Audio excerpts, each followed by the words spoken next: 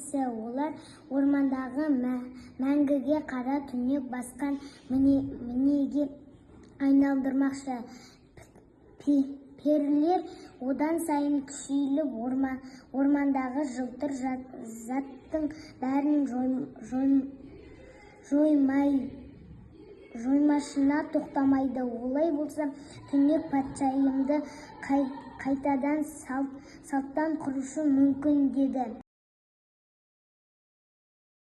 Бұл жүзім сабағына байланған кішкентай үлпілдек алқызыл шарды көрді. Оған қарағаны сол ақ еді. Әлгі шар көз алдында үлкейе бастады. Сосын көзді ашып жұмғанша албырап піскен жеміске айналды. Көзін ашса, орманның қақ ортасында тұр.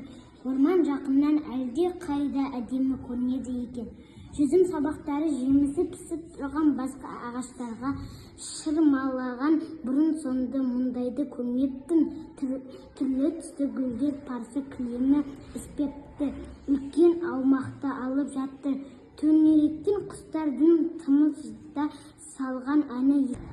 Ауада тербеле билеген жапырақтың соңынан жарқыраған із қалып жатыр.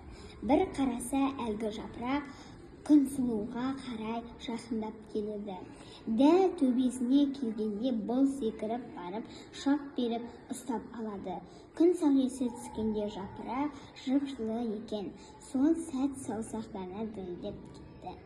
Егер мен болмасам, сені ары-бері шан жаққа кім бұрар еді, деді мойын. Осы кезде қызу таласқан қол араласты. Кішкентай қазақ.